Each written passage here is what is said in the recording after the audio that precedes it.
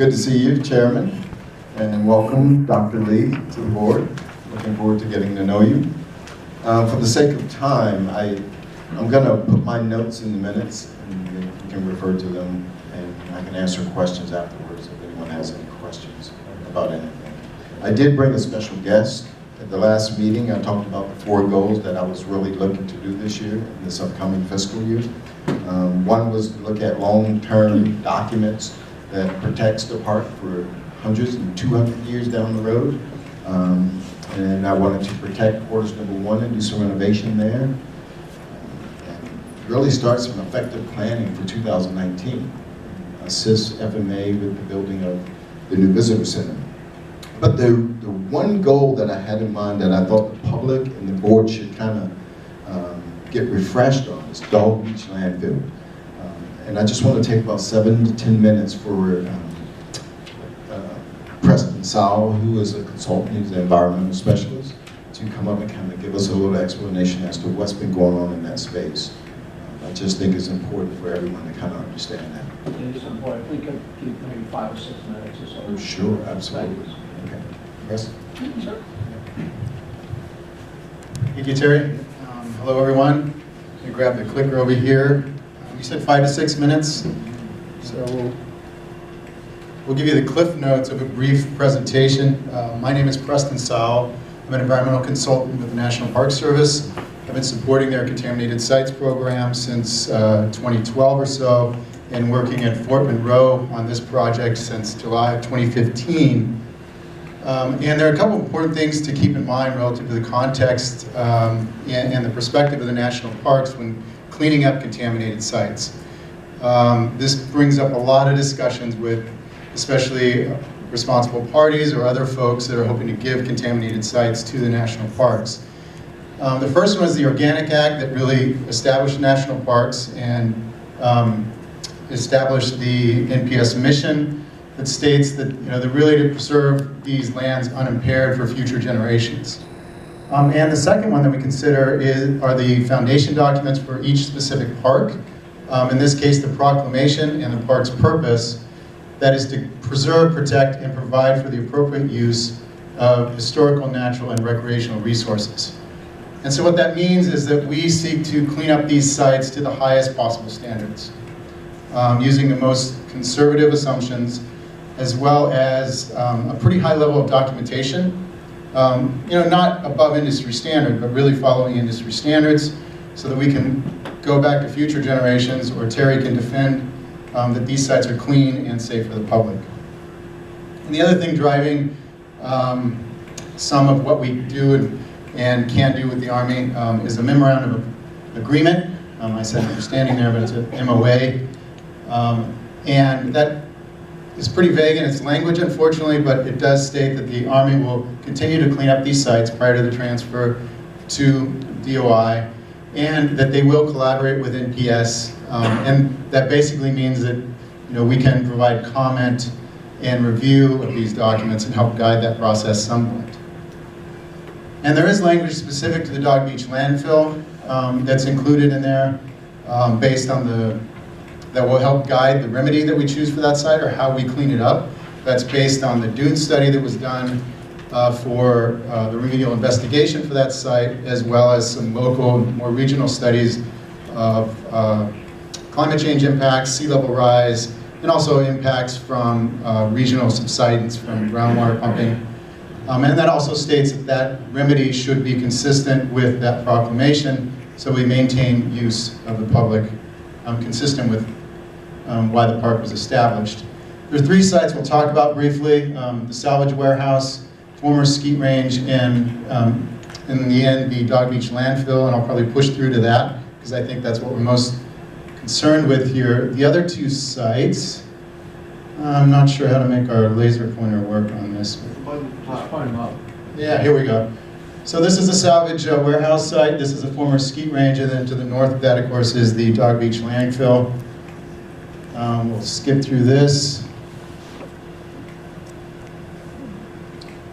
This is a salvage warehouse site. It's about a 1-acre site. It was a former salvage warehouse, lumber storage yard, at least at the best they can tell. The contaminants we're concerned with are polycyclic aromatic hydrocarbons and lead, primarily in surface soils, so from 0 to 6 inches down. Some contamination deeper, but most of that was at the surface, probably associated with those salvage activities. The red you see there, that's where they plan to excavate those sites. The second one is a former ski range. That's about a 3-acre ski range that operated for at least 12 years, we know. The primary contaminant of concern there is polycyclic aromatic hydrocarbons, and those are really associated with the old clay pigeon fragments. Those were made out of an asphalt-type substance, typically like a coal tar. That's a known source of pH contamination at these sites.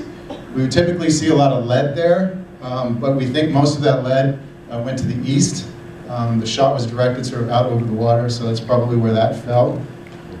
Both of these sites were remediated last summer. They excavated those red boxes and then pushed out based on confirmation sampling.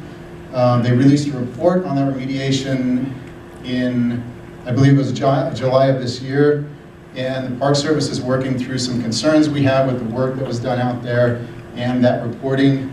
We're hoping to have those resolved soon so that they can get on to closing those sites. And we'll move on to the Dog Beach landfill. I suspect most of you are familiar with that site.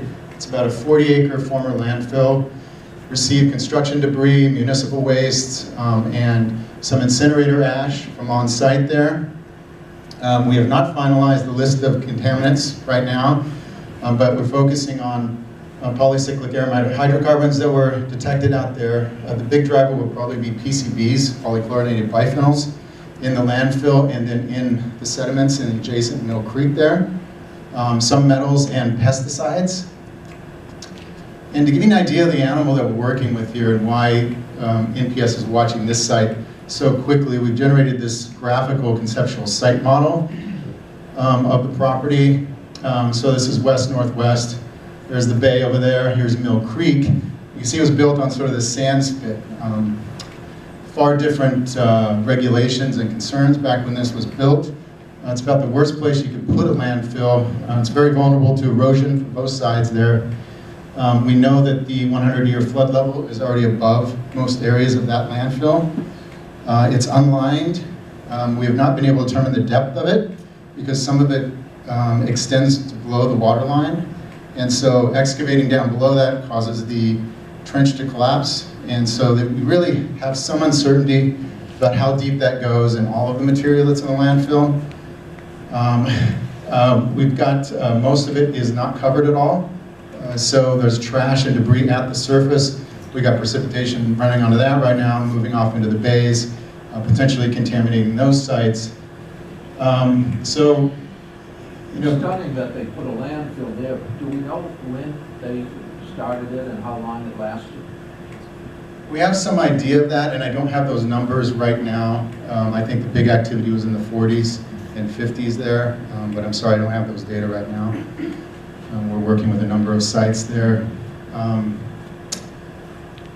So this will give you an idea of sort of some of the uncertainties that we're dealing with there at that site.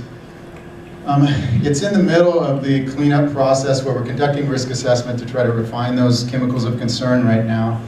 We're working with the Army to sort of help address our concerns around the types of use in the future that will help drive some of that cleanup and the concentrations that will be drivers for that cleanup as well. We're identifying all the regulations and requirements that will drive that cleanup, and we're in the middle of identifying some of the action alternatives. So how are they going to clean this site up? You know, are they going to dig it all up? Are they going to put a fence around it and walk away? Are they going to cap it? That sort of thing. Chronology on that, we're working right now to finalize the latest remedial investigation. That had a risk assessment component to it. The Army's wanting to pull that out and make that a separate document. And so they're hoping to close both of those by the end of the year or in early 2018. We're working with the Army on that again right now. They've just started the feasibility study process, and that's the process by which they'll identify those different cleanup alternatives. And sometime after that's finalized, that's when they'll implement that remedy and start cleaning up the site itself. From the NPS perspective on the landfill, obviously their number one concern is public safety for the site. Not only that the contaminants are addressed, but that the physical hazards are addressed as well. You know, we've got exposed trash on the top of the site. There's glass out there, there's metal. Some of the riprap on the sides has exposed rebar. So we'd like the Army to address some of those issues. We're concerned with the long-term stability of that site. You can see where it is. It's a pretty precarious area. So we'd like the design to take into account the Army or the NPS's long-term perspective on the site. You know, they're looking hundreds of years down the road, not just for the 5-year review.